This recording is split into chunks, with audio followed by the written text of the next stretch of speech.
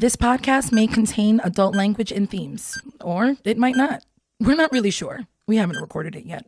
I'm Jason. I'm Diggs. I make software, music, and podcasts. I connect people personally and professionally, and I like talking with Jason. This is the Candy Factory 5x5 podcast. 5 conversations. 5 random topics. 5 minutes each. When we hear this sound, we move on to the next topic. Next. On every episode, we invite a very special guest to join us. That's right, and on this episode, our very special guest is Othelia. Othelia, welcome to the program. Hi, thanks. Why don't you tell us a little bit about yourself? Sure. My name's Othelia, and I enjoy co-working at the Candy Factory. I am a private math tutor. I love mathematics, as you can see by my earrings, or you can't, but they say I love math. And I work a lot with middle school through high school students mostly, with pre-algebra, algebra, geometry for the most part. And I do a little bit of exam preparation for SATs and college entrance exams.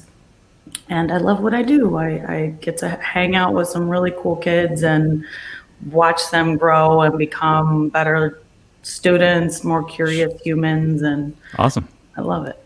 I'm actually excited to have you on the program for that reason. I don't know that we've had such a mathematical perspective on 5x5. Aha. Be interesting to see what Frank, our iPad, dishes up for us today. And you've been hanging around the Candy Factory for quite a while now, right? You've been a Yes, member for a long time. 3.5 years or so, something like that. That's awesome. And speaking of the Candy Factory, it's the mothership. It's where we produce this show and all the other shows on the Candy Factory Collective.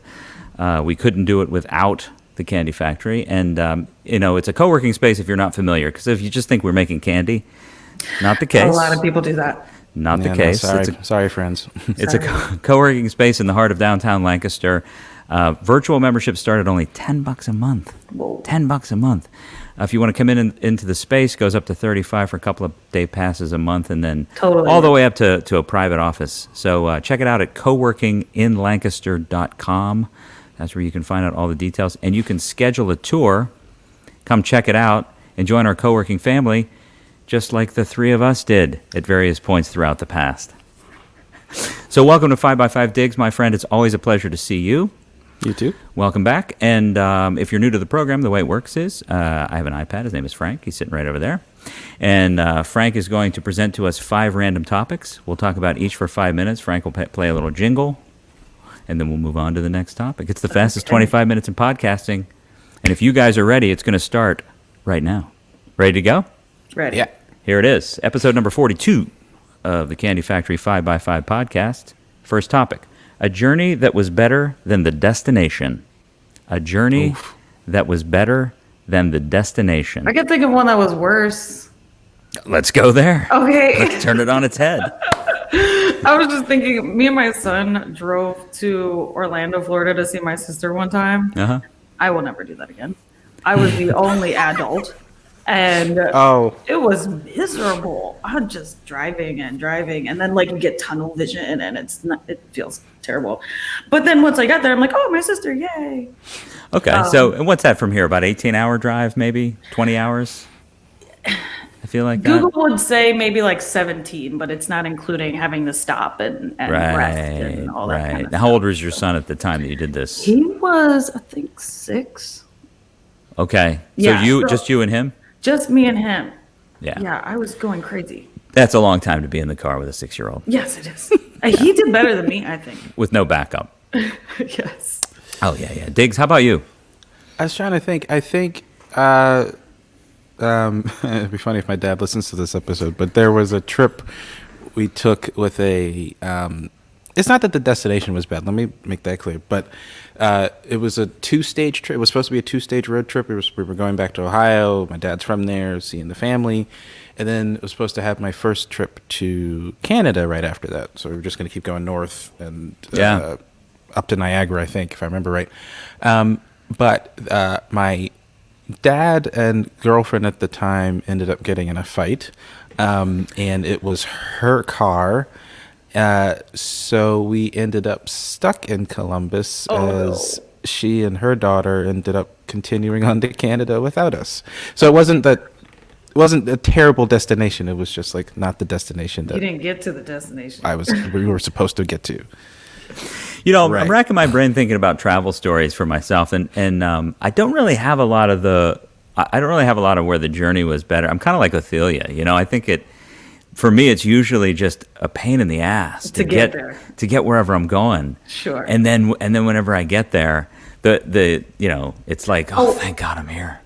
I think I have one, but this is more metaphoric. No, go ahead. I went through college. I loved school. I still love school. I had a great time. And I'm like, as soon as I graduate, you know, it's going to be the boom moment of my career. And there's just going to be a line of people waiting to hire me outside of my door. I did not arrive at that destination. I had to be the person at my door saying, here is a job because you're going to make one. So definitely the journey was fantastic. And I thought that I was going to arrive at a certain place, and that wasn't true. I feel like that's probably a very common scenario, right? Oh, absolutely. Especially with the collegiate years, Yeah. especially the early collegiate years. I find that you know, in my personal experience, my freshman, I guess all the way up through my junior year, it just was like everything was just kind of rocking. And you're right, you just sort of feel like you're getting revved up and ramped up because they're feeding you a lot of information about what the future looks like. And how this particular school or this particular program is preparing you. Exactly. You know what I mean? Like, And you get I am a realist with my students about this stuff. I tell them my story because I don't want them to go off thinking they're going to experience this certain thing. We all have this, you know, image in our minds that we create when we go on a journey. We expect a destination that we will arrive at. Yeah. And it doesn't happen. It's often just a journey about it and some mysterious destination that we arrive at. So I try to let students know, like, brace yourself for not being the way that you expected it to be. Well, yeah, right. For some, it does, but coming out of the gate, that's the thing is that they don't prepare you for is that, you know, a lot of time, I don't know what the numbers are, you know, but I would imagine a vast majority of times you come out of college or come out of whatever schooling you're in, and you do have that impression you're just going to sort of land the dream job. Yeah. And there's dues paying that needs to happen. You know what I mean? And so, but who's going to sell you that bill of goods, right? Exactly, Who's going to be that Debbie Downer? You know what I mean? Like freshman Right, English. Get ready, kids. It's going to suck. Hey, I know it's like, kids, I'm going to prepare you for the SAT. I don't think it's a great idea to have the SAT, but we have to do it anyway. Right. So I'll be here to help you through that type of thing, you know, just without giving them a false image in their minds. But I let them know, you know, it's an achievement to pass to get to the next thing. Yeah, no, absolutely. Yeah. And there's, you know, I think that this kind of goes without saying with jobs, like kind of any of these sort of life milestones where you think,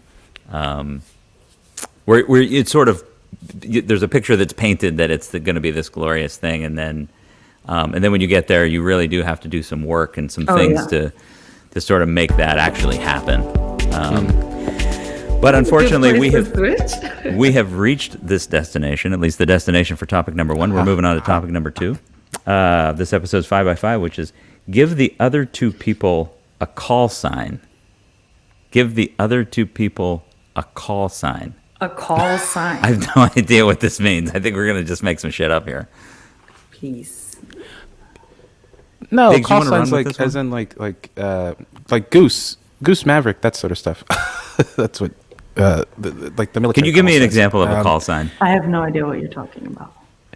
Like, you've never seen Top Gun? like I saw Top Gun like Goose 35 years ago, dude. I mean, How do you forget Goose and Maverick? I don't remember. Math. I saw it at All a right. drive-in. All right, so it's just oh, right. That must have been a cool experience. But okay, no, it's just have imaginations. So essentially, it's just like the thing that people use. It's like a nickname, but the one shot nickname that you can use if you're, you know, broadcasting on a radio real quick. So it sounds like it's you and people know it's you. That sort of stuff. Oh, I see. So like a message or a code or a tune that is broadcast by radio to identify. I'm about to do some math. So like, you know, WCFC. Candy Factory Collective Radio. Yeah, there you go. But Okay. something shorter and pithier. WCFC. Lord. Well, you give me your call sign, Diggs. No. What was the topic? Give the other two people a call sign. Right. So I'm not going to give myself a call sign. I'll give you a call Oh, sign. you assign us a call sign. Gotcha. Okay, now we're all together now. I thought no, seriously. I thought you were saying that you were going to give us your call sign. Yeah. No. No, you have to What? assign us call signs. Okay, what are they? Okay. I think we all have to do that. All right, I'm definitely sticking with Fabio for you, Jason. And if viewers, if you could see this man's hair, you would understand. For recording reasons, we can't. But it's my COVID cut. I haven't had a haircut in a long time, and it's grown very, very long. I always say that about 2.5 years ago, I was in the sort of early 90s grunge stage. Then I grew into heavy metal about maybe a year ago, and now I'm definitely classic rock roadie. I'm like the guy who was carrying the amps for AC/DC in 1977. Just the guy didn't see a barber for years, like 3 years. The guy, you know what I mean?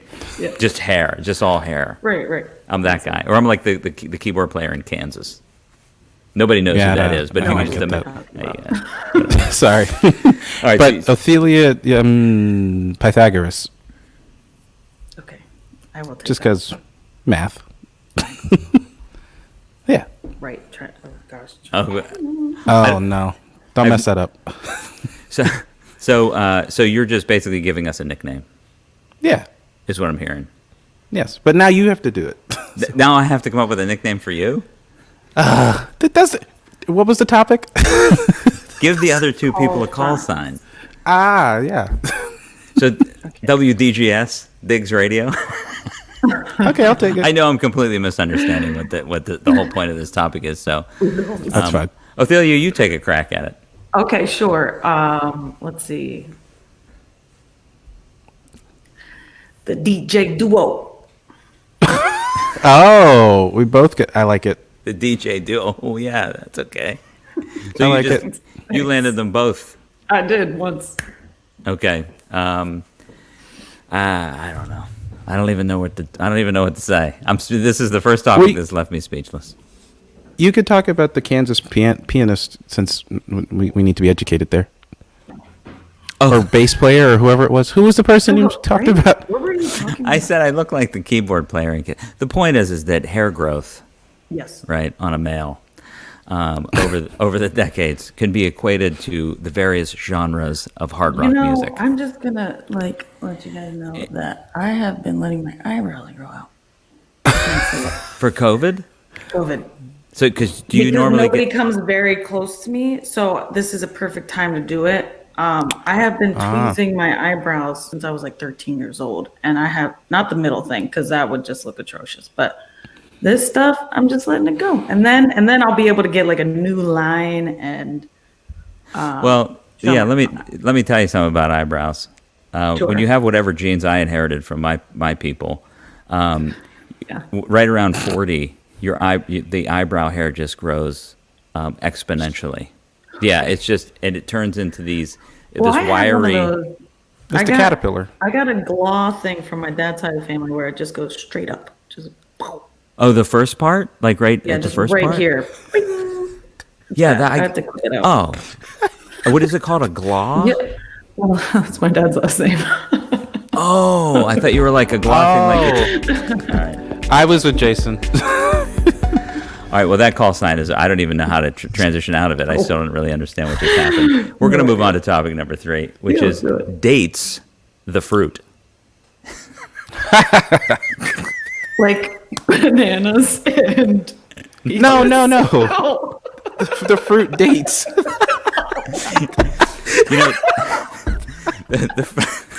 It took us 42 episodes to completely crash and burn. I will say that. No, this has been great. I love it. Dates? Are you guys familiar with dates? Yes. No, she isn't. Pythagoras is out. Othelia, do you have any idea what a date is? Yeah. The fruit. Yes. It's fig-like. I don't know how to describe it. It's very Sure. okay. Yeah. So I It's never. not like a no. It's not like a fig. What are you talking about? Yeah, it is. Well, I think figs and dates are in the same family. They're cousins. they come from like the same part of the world, right? Oh, okay. I'm sorry. And they have a similar consistency. Yeah. Look, Diggs, dates and figs might not be identical, but if there was a date, a fig, and a banana, you'd go, which two are alike? The date and the fig. Yeah. That's I fine. get math But then- problems like that. I'll just take the banana and put it in the tailpipe. I much prefer the bananas and peaches. I love a good date. I'm sorry. If like it's I think I fell in love with dates because it was like to me it was always paired with Arabic coffee. The banana in the tailpipe just get you. You're not gonna fall for the banana in the tailpipe, Jason. But it was always paired with Arabic coffee for me. So it's a great memory of being in Brooklyn. Oh, that's cool. Oh, And yeah. it is a. Don't know if you heard me, but sorry. No, we totally heard you, and it was breathtaking. It was beautiful. So dates, I'd always heard of dates, right? Like dates Right. were a thing that I would, periodically. Hear about. They exist, right? And I would know that. And then one day, I think it was about maybe 15 years ago. I'm pretty sure it was my brother, who was a kind of a fancy food guy. He came up through restaurant management for his formal schooling, and he works in food service.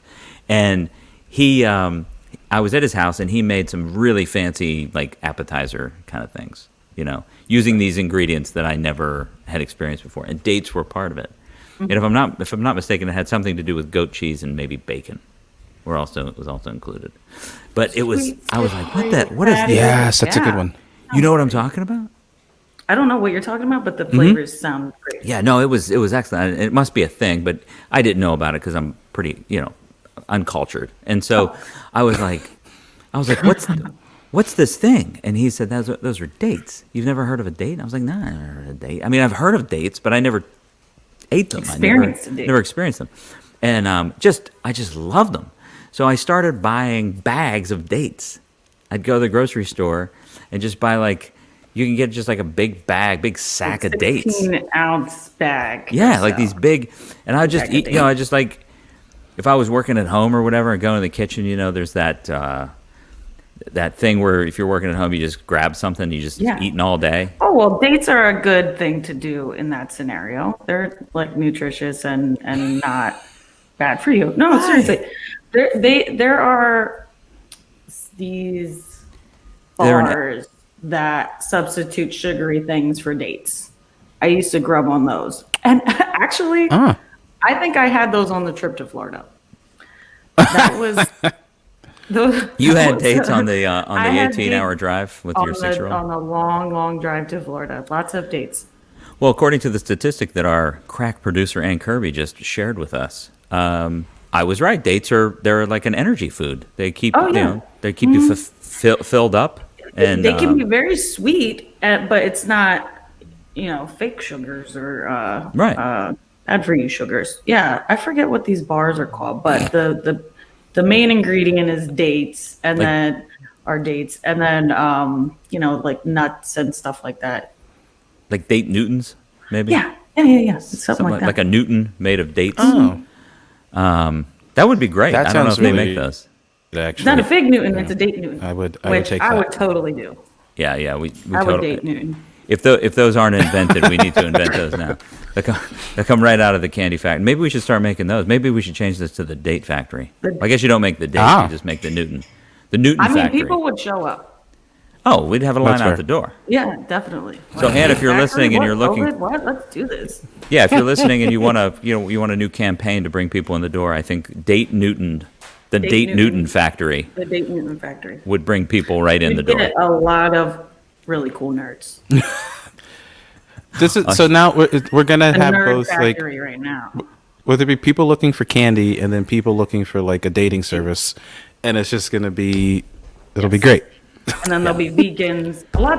We'll get all kinds of Well, that bag of dates is empty, my friends. It's time to move on to topic number 4 of this episode's 5x5. Frank? The topic is Billy Joel. Billy Another Joel. This is the Another worst long-haired thing that could musician. happen to me. What's I that? don't Ophelia? know people's names. I don't know movies' names. I don't remember things because I'm a process thinker. I just need to know how to do something, and then I do it. I don't remember things. But I feel like Billy Joel, I know, is a Joel. famous person. He's a musician. Yeah. See, Yeah, I know that. I don't know. and his anything. songs are a process. Like they're it's. Am I wrong? And it's No, not a you're right. bad thing. It's just they're just very long, and usually a very intricate, drawn out story. I mean, my God, what's Italian restaurant is like what 25 minutes long? No, I'm joking. You guys It's watch 7 minutes SNL? long. Huh? You guys watch SNL? There was a sketch this weekend about these twins. They were like making fun of how these twins do their thing. It's these young guys who like listen to songs that everybody already heard of. They're like famous classical songs, but they're listening to them for the first time. And they were listening to Jolene, and it was like they were like listening, like, oh shoot, this sounds good. Oh, Jolene, yeah. Oh, This is how I feel. I feel like, oh yeah, Billy Joel. Oh, probably sounds good. you know the songs. I know. Yeah. There's no way you don't know them. You You just totally don't know know the you songs. know them. I Yeah. probably know them. So it was I'm gonna say 1991, I was and born. I was working. What's that? Weren't we both born? You were both Yeah. born in 1991. Yep. Okay. Are we like a week apart? Didn't we work that out? Well, it doesn't matter. Sorry. So during the year of your births, I was working. I was working at a For the plural of birth. births. Isn't that Our the birth- plural of birth? Our birthings. Right. During the year of your birthings, I was working as a waiter at a country club in Pittsburgh, and while I would never intentionally purchase a ticket to see Billy Joel, a few of the waiters and the wait staff, I should say, had purchased a bunch of tickets to see Billy Joel play in one of these outdoor amphitheaters. It was summer. It was beautiful weather, and they said, "Hey, if you're getting off, the shift at the same time as us, you want to go to this concert? We have an extra ticket to see Billy Joel." And I thought, what the hell, right? I might as well. And so we went to see him again. I wasn't a fan. I just never would have even imagined that I would go see Billy Joel. Every freaking song, like Diggs is saying, like you just know them. He's one of those guys that you don't know. What is the famous one? It's still rock and roll to me, right? Yep. We didn't yeah, start thank the you. fire. We didn't. Italian restaurant or wedding or whatever it's called. That's the red and the white. Yep. You aren't Yep. saying anything. I have no idea. It then and the titles are even meaningless. That's They true. don't even. Oh, Oh, Piano Man. Yeah. Piano Man. that you know, sounds familiar. You know Piano Man. You know. But it's I'm one not of gonna those. sing it. he's Jason, one of- you sing it. No, he's one of those guys. I don't know how to do that to you. He's one of those guys who you don't even know these songs, and they're just Yeah. part of like the Does American. he have this shaggy hair? No. I guess he did. He went bald. I guess he had longer hair Oh. in the 70s, like when his first couple of record out. Have we record ever albums. seen a bald-headed person with long hair? I don't A think bald I see person with those long hair? happen very often. Yeah, Gallagher, the comedian. Does anyone remember Gallagher? That sounds familiar yet again. So Gallagher was a physical comedian. He would like Okay. smash watermelons. oh, He had- yeah. Oh, him. Oh, yes. Yeah, and he would have the guy with the he had this big ass couch. It was so if he stood on it, he looked like a little shrunken person. So the stage had this whoa. big, and he would reach under the pillow and pull out like a potato chip that was like, the whole gag was that all the shit that ends up under the cushions of your couch, like dimes and potato chips and I have found cigarette some butts. very strong or was strange things in my couch. They could have Just been strong. It's, you know. And strong and strange. Going back to Billy Joel, only the good die young. She's always yeah, I a know She's woman. that. always a woman. Yeah. They're all big now hits. I got one. Now I got one that I got the melody going on. Okay. You would know we didn't start the fire. So, like that one of the others, I think, is the one that is like forever in the background of bars. Not that we're at bars right now, but it's just like, yeah. No, absolutely. You'll know some of these. Yeah, I'm sure. I mean, I've worked at a lot of restaurants. I did that for a while, so Oh. I've probably heard these going on. It has been the soundtrack of your life, Othelia, and you don't even know it. Billy Joel is featured Since- on I'll this. look it up. Since our birthings. I'll check him out. Check out Billy Joel. Check out Billy Joel, guys. Billy Joel spinning the hits. Well, it's just time to move on to topic number 4. I'm not even going to attempt that. Number 5 is United States of America. I'm in. I like this topic. Shoot. I'm grateful to Pro. be a United States citizen now. Like this afternoon. Right now. Yeah. I felt like I lacked a leader for 4 years, and I think a lot of people can relate to that. I surprisingly love political science. I never thought that that was going to be a thing I actually took out of my mouth. That's the first time I've ever actually said that. But I watch a lot of political news, mostly the comical stuff, because I just can't take it too seriously. But I really enjoy watching political comedy, and I wept the day that the insurrection happened. That was a very sad day, and I told my son about it educationally, because it was a time that occurred in his life that will be something that will always be remembered. And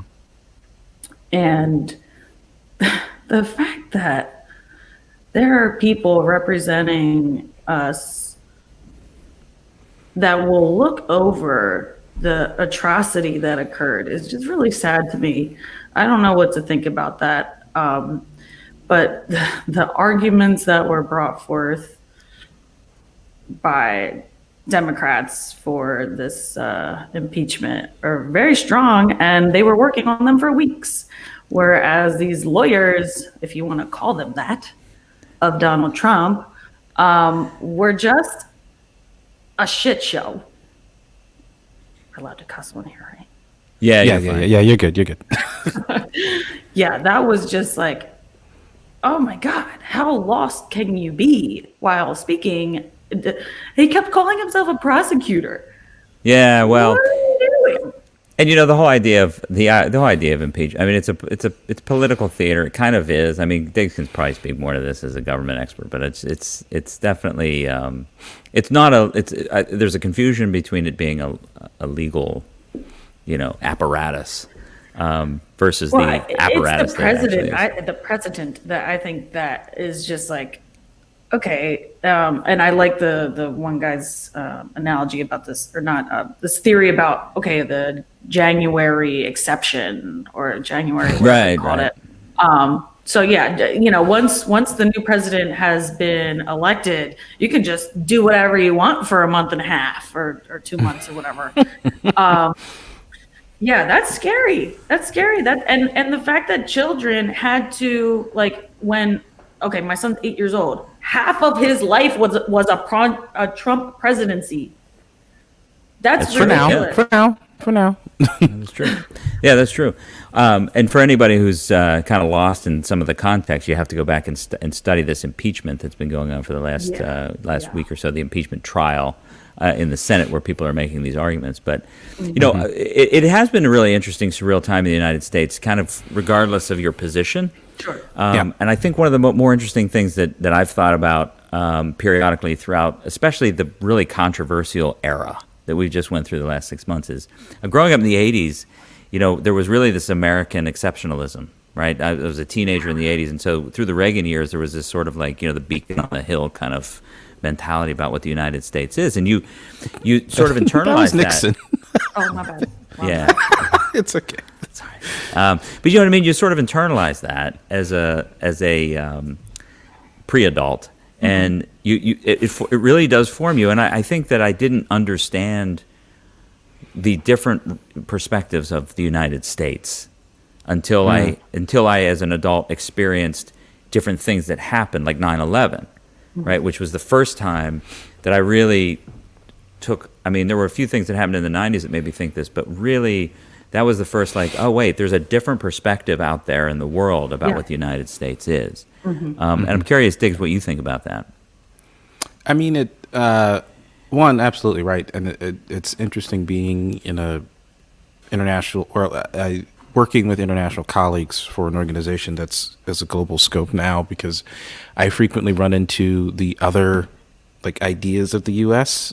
And trying to sort of right size my how they interpret me through that lens. So it's like there's a lot of not a lot, I shouldn't say a lot. It's often that I have to. There are a lot of times where I'll have to sort of moderate my initial response to not be seen as the American, but life goes on. I identify with the global perspective. I'm not going to say much more about that, but yeah, it can be embarrassing almost. And you really can't, because that's it. That was topic number 5. That is the fastest 25. If today wasn't the fastest 20, well, it got really slow there in the middle where I. Will this ever end? And then all of a sudden, we didn't start that fire. Just saying. Way to bring it around, Diggs. Othelia, it's a pleasure having you on the program. Thanks so much for being here. Thank you. And friends out there, whether you're listening to the show or you are watching the show, visit coworkinginlancaster.com. Check out the Candy Factory. Visit candyfactorycollective.com to see all the great programming that we're producing through the Media Collective that runs out of this place, the mothership, the Candy Factory right here in Lancaster, Pennsylvania. And with that, I will just say we will see you next time on 5 by 5. The Candy Factory 5 by 5 podcast is a proud member of the Candy Factory Collective. 5 by 5 video can be found on Facebook, YouTube, and LinkedIn. Subscribe to the audio version wherever you get your podcasts. The Candy Factory 5 by 5 podcast is recorded at the studios of the Candy Factory, a co-working campus in Lancaster, Pennsylvania. The show is produced and hosted by Jason Mundock, along with co-host Robert Diggs. Editing and additional production by Anna Tran. The opinions and views expressed on this podcast are solely those of the expressor. The Candy Factory is not in any way responsible if anyone said something stupid. Our theme music was composed and recorded by a really cool guy. Really cool guy. A really cool guy. Really cool guy named John Chen. Relevant links and show notes can be found on the show post at our website, candyfactorycollective.com. Maybe that's it. Is that it? Okay. Candy Factory Collective.